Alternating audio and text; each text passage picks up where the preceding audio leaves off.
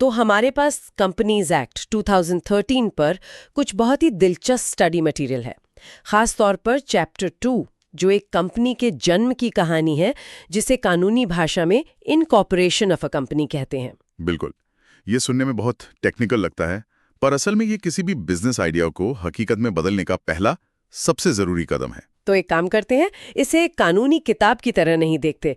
चलिए आज हम अपनी एक काल्पनिक कंपनी बनाते हैं। नाम क्या रखें? कुछ नया सा। हाँ, सुपर ऐप प्राइवेट लिमिटेड कैसा रहेगा? बढ़िया है। तो इस सुपर ऐप को एक आइडिया से हकीकत में बदलने के सफर पर चलते हैं और समझते हैं कि ये सारी नियम असल में काम कैसे करते हैं। ठीक है। तो बताइए, हमारी सुपर ऐप कंपनी बनाने के लिए सबसे पहला कदम क्या होगा? इसकी शुरुआत कहाँ से होती है? तो देखिए, सबसे पहली और बुनियादी शर्त है एक लॉफुल पर्पस, मतलब एक कानूनी उद्देश्य। अच्छा। सेक्शन 3 साफ कहता है कि आप किसी गैर कानूनी काम के लिए कंपनी नहीं बना सकते। और हमारी सुपर ऐप तो दुनिया बदलना चाहती है, तो उद्देश्य तो कानूनी ही है। हाँ, वो तो है। इसके बाद तय करना होता है कि कंपनी बनाएगा कौन और कितने लोग मिलकर बनाएंगे। हाँ, ये तो जरूरी सवाल है। मैंने सुना है कि अलग-अलग तरह की कंपनियों के लिए लोगों की गिनती भी अलग-अलग होती है। बिल्कुल। अगर आप एक पब्लिक कंपनी बना रहे हैं तो कम से कम 7 लोग चाहिए। 7? हाँ, 7। और प्राइवेट कंपनी के लिए, जैसा हम अपनी सुपर ऐप के लिए सोच रहे हैं, कम से कम 2 लोगों की जरूरत है। और अगर कोई अकेला हो तो? उसके लिए भी विकल्प है, 1 पर्सन कंपनी यानी ओपीसी। एक मिनट, तो ये जो पब्लिक और प्राइवेट कंपनी है, इसमें सिर्फ लोगों की गिनती का फर्क है या कोई और गहरा अंतर है? नहीं, ये एक बहुत आम कंफ्यूजन है। फर्क बहुत गहरा है। क्या? गिनती के अलावा सबसे बड़ा फर्क है शेयर्स के ट्रांसफर को लेकर। अच्छा। एक पब्लिक कंपनी के शेयर्स, आप समझिए जैसे स्टॉक मार्केट में होता है, आसानी से खरीदे बेचे जा सकते हैं, कोई रोक टोक नहीं। और प्राइवेट कंपनी में? प्राइवेट कंपनी अपने आर्टिकल्स ऑफ एसोसिएशन के जरिए, जो उसके अंदरूनी नियम है, शेयर्स के ट्रांसफर पर रोक लगाती है। रोक लगाती है? हाँ, ये एक तरह का क्लोज्ड ग्रुप होता है, इसीलिए इसमें मैक्सिमम मेंबर्स की सीमा भी 200 तक रखी गई है। हमारी सुपर ऐप के लिए शुरुआत में यही बेहतर होगा। समझ गए, ताकि कंट्रोल संस्थापकों के पास ही रहे। एग्जैक्टली। लेकिन यहाँ एक और दिलचस्प चीज है, लायबिलिटी, मतलब जिम्मेदारी। कंपनियां limited by shares, limited by guarantee और अनलिमिटेड भी होती हैं। हाँ। एक मिनट, अनलिमिटेड लायबिलिटी मतलब ऐसी कंपनी कोई क्यों बनाएगा जिसमें आपकी पूरी निजी संपत्ति दांव पर लग जाए? बहुत अच्छा सवाल है। आज के समय में अनलिमिटेड लायबिलिटी वाली कंपनियां लगभग न के बराबर हैं। आज ज्यादातर लोग लिमिटेड बाय शेयर्स का रास्ता चुनते हैं। इसका मतलब है कि अगर हमारी सुपर ऐप कंपनी को नुकसान होता है तो आपकी जिम्मेदारी सिर्फ उतनी ही होगी जितने के शेयर्स आपने खरीदे हैं और उनका पैसा चुकाना बाकी है। मतलब मेरी पर्सनल कार या घर सुरक्षित रहेगा? बिल्कुल। इसे ही कॉर्पोरेट वेल कहते हैं। ये कंपनी और उसके मालिक के बीच एक कानूनी पर्दा डाल देता है। ये कॉर्पोरेट वेल तो एंटरप्रेन्योर्स के लिए सबसे बड़ा तोहफा है। अच्छा, तो हमने तय कर लिया कि सुपर ऐप एक private company limited by shares होगी। अब आगे? अब आता है कंपनी का संविधान बनाने का काम। संविधान मतलब एमओए और एओए? मैं इन 2 शब्दों के बारे में बहुत सुनती हूँ। हाँ, इसे ऐसे समझिए, अगर हमारी कंपनी सुपर ऐप एक कार है तो मेमोरेंडम ऑफ एसोसिएशन यानी एमओए ये तय करता है कि ये कार कहाँ-कहाँ चल सकती है, उसका दायरा क्या है। सही, ये बाहरी दुनिया को बताता है कि कंपनी क्या कर सकती है और क्या नहीं। और articles of association AOA? AOA उस कार का यूजर मैनुअल है। यूजर मैनुअल वो बताता है कि स्टीयरिंग कौन संभालेगा, डायरेक्टर्स की नियुक्ति कैसे होगी, मीटिंग्स कैसे होगी, मतलब कंपनी के अंदर के सारे नियम। तो मोआ में वो कौन सी सबसे जरूरी बात है जो सुपर ऐप बनाते वक्त हमें ध्यान रखनी होगी? मोआ में वैसे तो कई क्लॉजेस होते हैं, लेकिन सबसे जरूरी है ऑब्जेक्ट क्लॉज। Object clause? इसे आप कंपनी का मिशन स्टेटमेंट समझ सकते हैं, जो पत्थर की लकीर है। अगर हमारी सुपर ऐप के मोआ में लिखा है कि हम सॉफ्टवेयर बनाएंगे और कल को हम मान लीजिए रियल एस्टेट का काम करने लगे, तो वो नहीं कर सकते? नहीं, वो काम अल्ट्रा वायर्स यानी शक्तियों के बाहर माना जाएगा और अदालत उसे रद्द कर सकती है। वाह, यानी आप अपने वादे से मुकर नहीं सकते। और एओए में जो हमारा यूजर मैनुअल है, क्या हम कुछ नियमों को खास तौर पर मजबूत बना सकते हैं? बिल्कुल, उसके लिए एंट्रेंचमेंट प्रोविजंस का इस्तेमाल होता है। एंट्रेंचमेंट ये क्या है? एंट्रेंचमेंट का मतलब है इसी चीज को और मजबूत बनाना।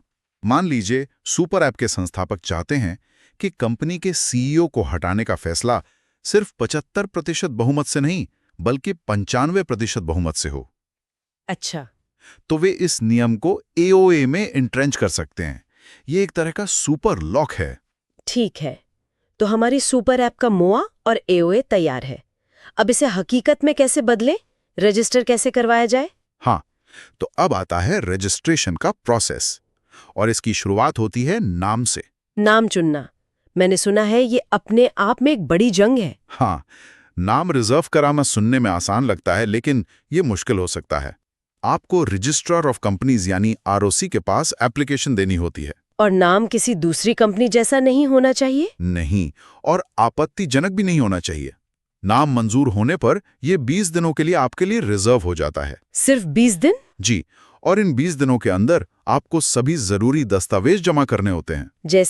जैसे साइन किया हुआ एमओए और एओए, सभी डायरेक्टर्स और सब्सक्राइबर्स की तरफ से एक डिक्लेरेशन, उनके पहचान पत्र, पते के प्रमाण और कंपनी के रजिस्टर्ड ऑफिस का पता। और जब आरओसी इन सब कागजों से संतुष्ट हो जाता है तब वो जादुई पल आता है। बिल्कुल, सब कुछ सही पाए जाने पर आरओसी एक सर्टिफिकेट ऑफ इनकॉर्पोरेशन जारी करता है। कंपनी का जन्म प्रमाण पत्र। एकदम सही। जिस तारीख को यह सर्टिफिकेट जारी होता है उसी पल से सुपर ऐप प्राइवेट लिमिटेड कानून की नजरों में एक अलग व्यक्ति बन जाती है। उसकी अपनी एक लीगल एंटिटी होती है। वाह, तो सर्टिफिकेट ऑफ इनकॉर्पोरेशन हाथ में आ गया और इसी के साथ एक सीआईएन नंबर भी मिलता है ना? हाँ, कॉर्पोरेट आइडेंटिफिकेशन नंबर। मतलब पार्टी का टाइम। अब तो हम कल से ही क्लाइंट्स के साथ डील करना और कोडिंग शुरू कर सकते हैं ना? इतना भी जल्दी नहीं। क्यों? सेक्शन 10A के तहत एक और शर्त है। कारोबार शुरू करने या किसी से उधार लेने से पहले कंपनी को 180 दिनों के अंदर आरओसी के पास एक डिक्लेरेशन फाइल करनी होती है।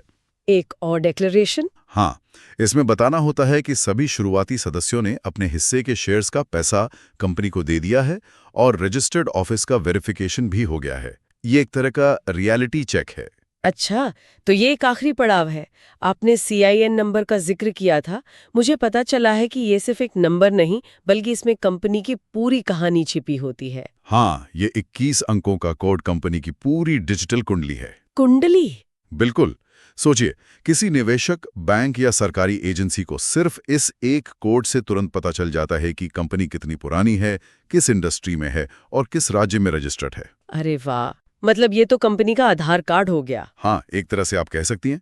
इसे डिकोड कैसे करते हैं? हमारे पास एक उदाहरण है, L74899DL1995 PLC 0678827। चलिए, इसे तोड़कर समझते हैं।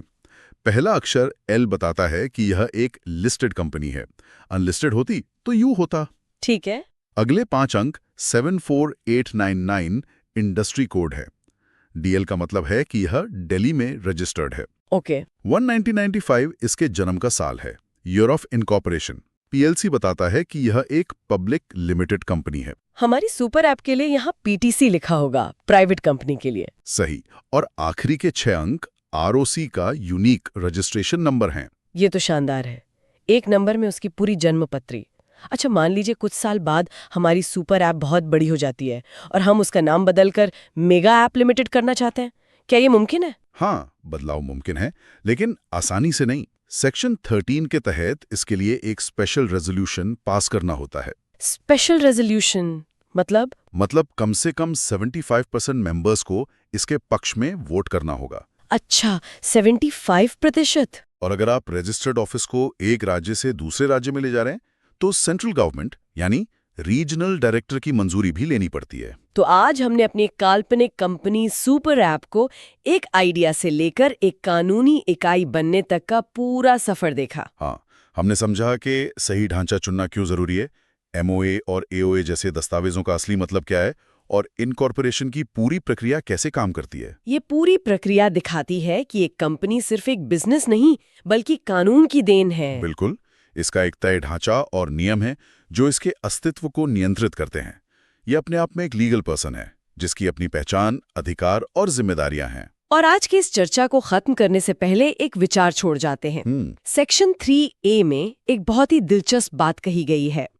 अगर किसी प्राइवेट कंपनी में मेंबर्स की संख्या 2 से कम हो जाती है, या पब्लिक कंपनी में 7 से कम। मतलब जो मिनिमम रिक्वायरमेंट है उससे भी कम। हाँ, और कंपनी 6 महीने से ज्यादा इसी हाल में चलती रहती है, तो जो भी सदस्य इस बात को जानते हुए कारोबार जारी रखते हैं, वे कंपनी के कर्ज के लिए व्यक्तिगत रूप से जिम्मेदार हो सकते हैं। What's fascinating here is यह उस कॉर्पोरेट वेल, उस सुरक्षा कवच पर एक जरूरी सवाल उठाता है। सही। एक कंपनी की लिमिटेड लायबिलिटी की ढाल कहाँ खत्म होती है और एक सदस्य की व्यक्तिगत जिम्मेदारी कहाँ से शुरू होती है। ये याद दिलाता है कि जो कानूनी ढांचा आपको सुरक्षा देता है, वो अपने साथ कुछ सख्त जिम्मेदारियां भी लेकर आता है। हाँ, जिन्हें नजरअंदाज करना खतरनाक हो सकता है।